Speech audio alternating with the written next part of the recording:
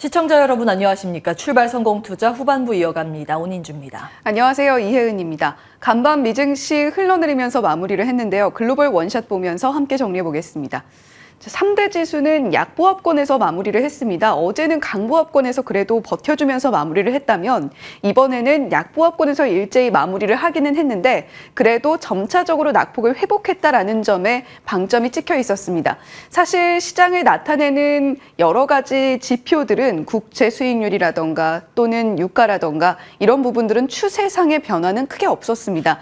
다만 어제 시장 초반에 끌어내렸던 건 캐나다 CPI였습니다. CPI가 좀 높게 나오면서 거기다가 캐나다 은행에서 우리 추가적으로 금리 인상할 수도 있다라는 메시지를 내놓은 것이 시장의 낙폭을 키워나갔는데요. 그럼에도 불구하고 FOMC 이번 주니까 조금 더 지켜보자라는 심리가 유입이 되면서 점차적으로 낙폭을 회복했던 겁니다.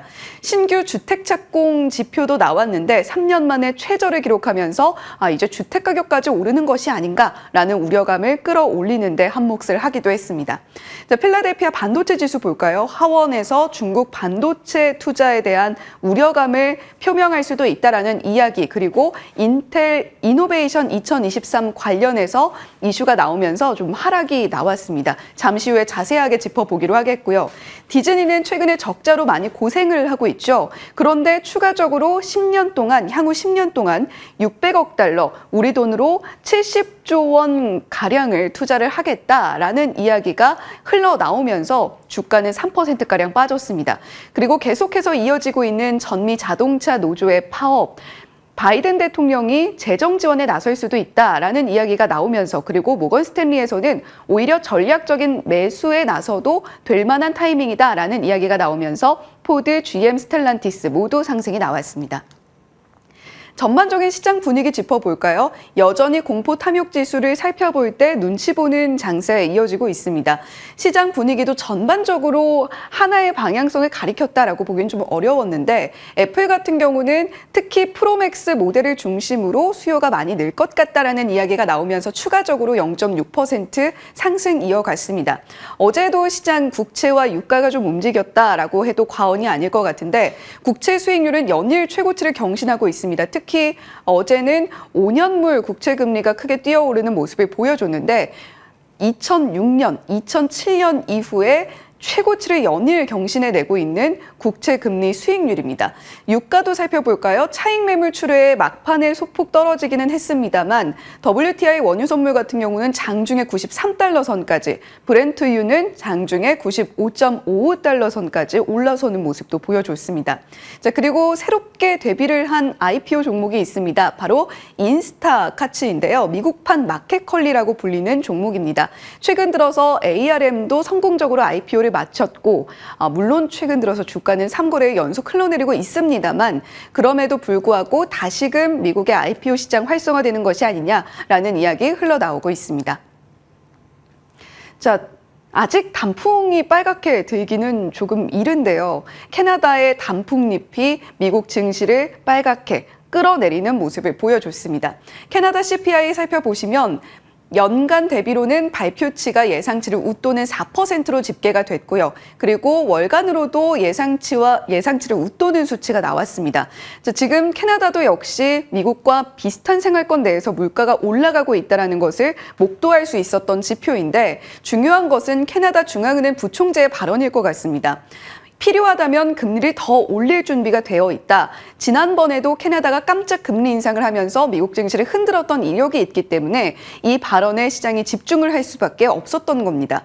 거기다가 미국의 신규 주택 공급이 축소됐다라는 이야기 앞서서도 드렸는데 11.3% 전월 대비해서 이렇게 떨어지는 모습을 보여줬습니다. 주택 가격이 또 한 번 물가를 끌어올리진 않을까 하는 우려감, 특히 이번 주 FOMC를 앞두고 시장을 짓누르고 있다라고 체크해 보시면 좋겠습니다. 반도체는 우리 시장에 최근 들어서 들었다 놨다 하고 있는 것 같습니다. 저희 9월 18일 월요일 당잠사에서 전해드렸었죠. 로이터발 뉴스였습니다. TSMC가 글로벌 반도체 수요 둔화를 예상하고 장비 공급 업체에 납품 연기를 요청했다라는 이야기가 들려오면서 우리 시장도 월요일 반도체 종목들이 일제히 낙폭을 보여줬고 파생 상품까지도 함께 끌어내려졌습니다.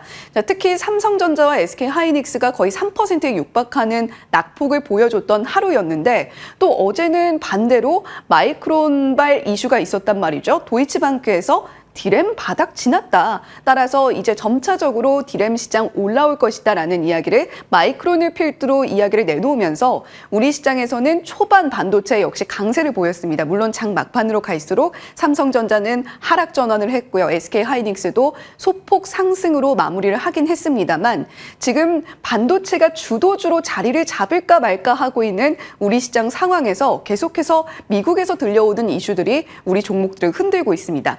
자, 그리고 간밤에는 인텔의 이노베이션 2023이 있었는데 지금 인텔 CEO가 이런 이야기를 내놨습니다. 미국 시장에서 AI 반도체 이슈가 계속해서 상존하고 있고 시장을 끌어올리고 있는 주요 동력 중에 하나인데 지금 AI 칩 재고가 상당히 많다라는 이야기를 내놓으면서 반도체 시장은 재고에 상당히 민감하죠. 반도체 종목들의 주가를 일제히 끌어내리는데 일조하기도 했습니다. 거기다가 우리 시장에 굉장히 중요한 이슈가 될 수도 있겠는데 파운드리 시장의 복귀를 선언한 이후에 이번엔 1.8 나노미터급의 반도체 선언을 내놓은 인텔 CEO였습니다. TSMC 같은 경우는 현재 3나노, 삼성전자도 3나노 공정입니다. 작년 매출을 살펴보게 되면 삼성전자가 8억 달러 가량인데 인텔의 이번 선언으로 삼성전자를 밀어내고 우리가 2위로 올라설 거다라는 청사진이 드러난 만큼 오늘 이 이슈가 삼성전자 주가에 어떤 영향을 미치게 될지도 체크해 보시면 좋겠습니다. 자, 이제 FOMC 정말 다가왔습니다. 오늘 중국의 인민은행 대출 우대금리 LPR 발표를 시작으로 중국, 미국, 영국, 일본까지 기준금리 결정에 나서게 될 텐데요. 물론 중국 같은 경우는 지난주에 지준율을 인하하는 결정을 했기 때문에 LPR에는 큰 변동은 없을 거다라는 것이 시장의 우세적인 관측입니다. 중요한 것은 결국에 미국의 FOMC일 텐데 그중에서도 점도표를 주목하자라는 이야기가 나옵니다. 현재 중간값이 5.6%인데 기준금리 상단이 5.5%죠.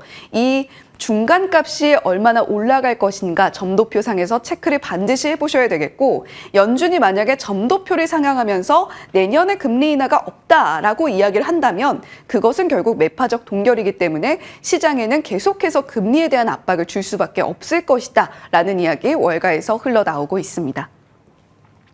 네, 이렇게 글로벌 시장 전반적으로 정리를 해봤는데 이번 주 시장 분위기가 상당히 눈치 보기도 많이 이어지고 무거운 것 같아요. 예, 그 무거운 이유 가운데 하나가 또 이거거든요. 늘 이맘때쯤 부각되는 미국의 예산안 문제 들어가겠습니다. 이런 헤드라인 많이 보셨을 겁니다. 미국 셧다운 경고음이 고조되고 있다. 셧다운이라고 하면 연방정부의 일시적 업무 정지를 의미하죠. 미국의 국가 부채가 33조 달러를 처음으로 돌파했습니다. 우리나라 돈으로 하면 무려 4경 원이 웃도는 그런 수치인데요. 미국의 의회 10월 1일 이전까지 내년도 예산안을 처리해야 합니다. 어느 정도까지 예산안을 좀 늘려주고 좀 해야 합의를 해야 셧다운에 들어가지 않은데 지금 양당의 이견차가 좁혀지지 않고 있습니다. 협상 진통을 겪고 있는 상황인데요. 그런 거겠죠. 지금 현재 민주당은 예산 더 써야 되니까 IRA 법안 집행도 아직 많이 남았으니까 좀 더 늘려달라. 근데 공화당은 내년 대선도 있고 하니까 압박을 하겠죠. 택도 없다. 좀 줄여라. 이런 것들로 이견이 분분합니다. 뉴욕타임즈에서는 연방정부 지출 둘러싼 싸움으로 워싱턴이 셧다운 가능성에 직면하고 있다 이렇게 보도를 하고 있습니다. 앞으로 이런 기사들 많이 접하게 되실 텐데요.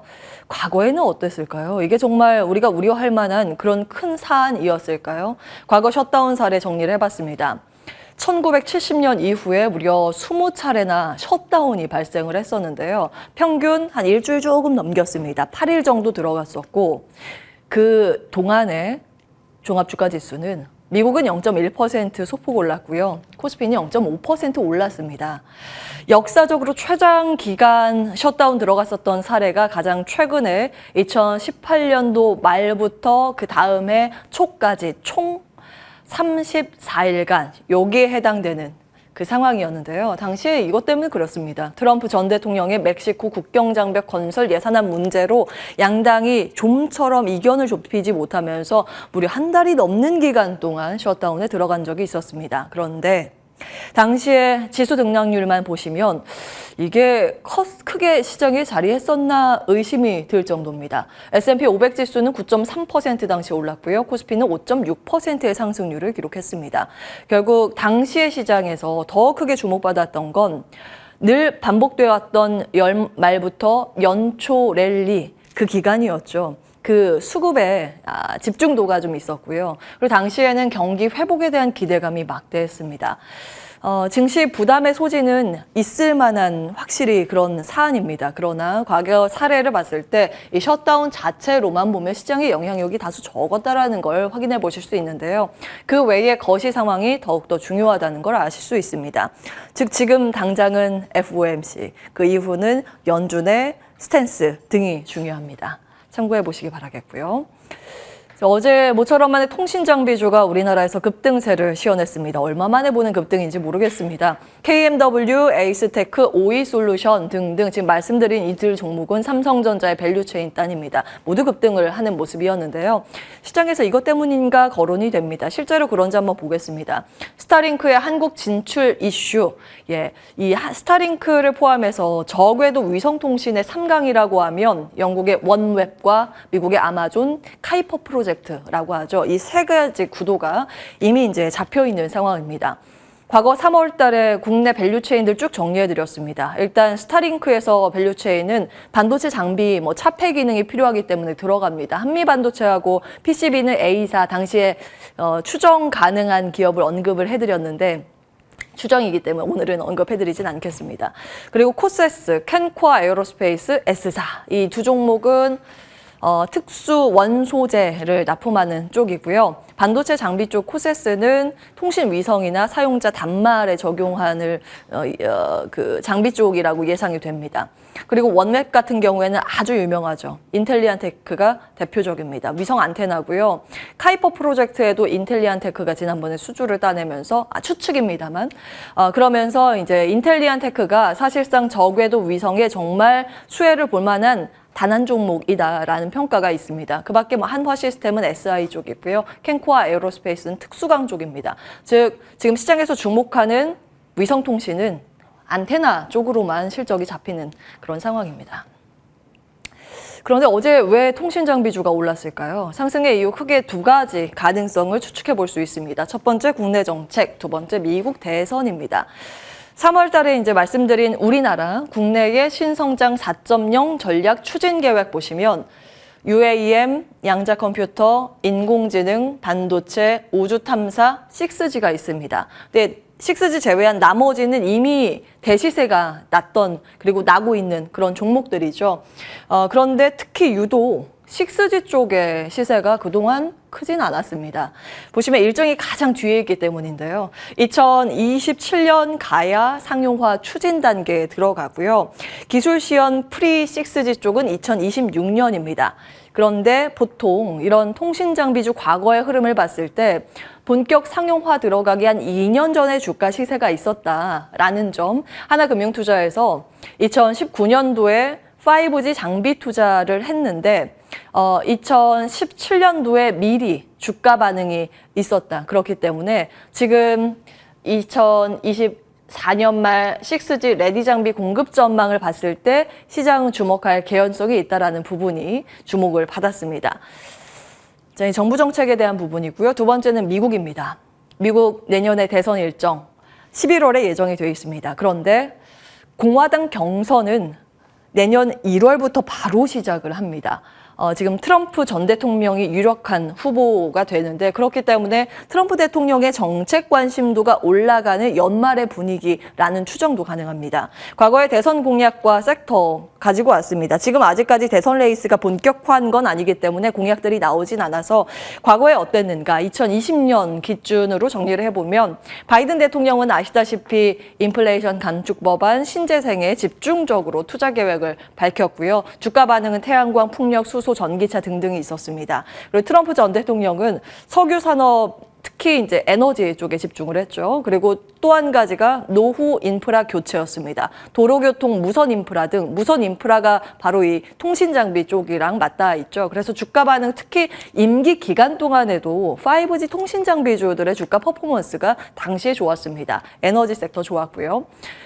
다만 지금 앞서 말씀드린 이 두 가지 근거 모두 새로운 내용은 아닙니다. 그동안 꾸준히 시장에서 알고 있었던 내용인데 어제 갑자기 주가 반응을 보였다라는 건 결국에는 어제 지수가 좀 눌리다 보니 갈 곳 없는 자금이 그동안 눌려 있었던 테마 섹터로 이전을 하면서 나타난 현상일 가능성도 아예 배제는 할 수 없습니다. 그런 목소리도 증권가에서 나오고 있고요. 시간 외거래에서는 물론 많이 빠지진 않았지만 통신 장비주 관련 기업들의 낙폭이 좀 나왔기 때문에 그 점은 참고하시면서 긴 호흡으로 시장에서 어떻게 분석을 하는가 체크를 하시면서 대응 전략 세우실 필요는 있겠습니다. 역사의 반복입니다. 가장 잔인했던 9월 이거 한 달 내내 보여드리는 것 같은데요. 한국의 주가지수 월 평균 수익률을 봤을 때 가장 아래로 쭉 내려있는 저 막대가 코스닥 지수 9월 달이 가장 안 좋았다는 점 참고해 드렸는데 월 초 대비했을 때 코스피는 그나마 버텨줍니다만 코스닥 지수는 4.8%나 지금 하락세를 그려가고 있습니다. 거래대금도 최근 3개월간 양시장에서 크게 줄어들고 있다는 점 체크하실 수 있습니다. FOMC 대기 모드 그리고 명절 휴장에 들어가서 그것도 좀 긴장이 되고 있는 상황이고요. 앞서 말씀드린 미국 셧다운 경계감도 있습니다. 10월 1일 전까지 일단은 합의를 봐야 하기 때문에 이것도 하나의 변수. 그리고 우리나라는 연말에 양도소득세 회피 에 대한 그런 우려감이 있습니다. 연말에 그 대주주 요건 코스닥 시장으로는 10억 원이죠. 그 이상 되게 되면 세금을 내야 하기 때문에 그 회피 물량 있을 수 있습니다. 그리고 이제 미국의 금리 상승과 나스닥 특히 이제 기술주 중심의 조정이 나오면 우리 시장에 나타났던 패턴이 눌렸던 테마주들이 자극을 받으면서 돌아가면서 올라가기 때문에 이런 점도 간밤에 미증시 같은 흐름이었기 때문에 같이 참고해 보시기 바라겠고요.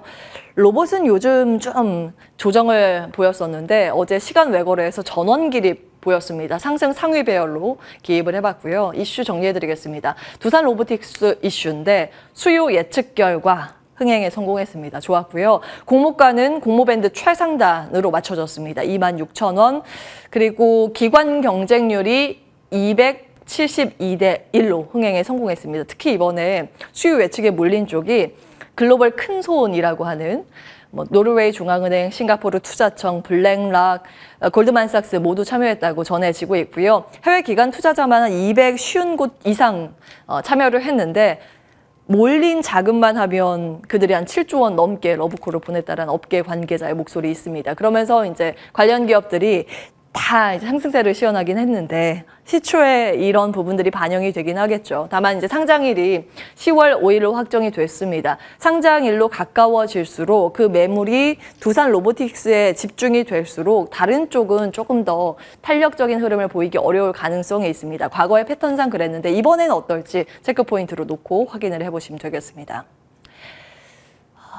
까지 갈 수 있을까요? 예, 의료 AI 관련해서 레포트 하나가 조금 전에 올라와서 체크를 해보려고 합니다. 의료 AI 산업에 지금도 주목을 해야 한다. 하나금융투자의 스몰캡 담당 애널리스트의 보고서입니다. 과거에는 우리나라 기술력도 부족했고 정부도 규제를 하는데 기술력도 점차적으로 증대되고 있는 상황에서 정부도 정책 밀어주기에 들어갔기 때문에 지금은 다른 시각으로 봐야 한다라는 그런 목소리입니다. 관련된 구체적인 정부의 입장들 나오고 있고요. 여기에서 꼽고 있는 토픽은 뷰노, JLK, 딥노이드 그리고 관련해서 지금까지 확정이 돼 있는 레퍼런스고요. 그 밖의 관심주 큐렉소와 드림 CIS, CU박스 같이 다루고 있습니다. 참고해 보시기 바랍니다. 당잠사였습니다.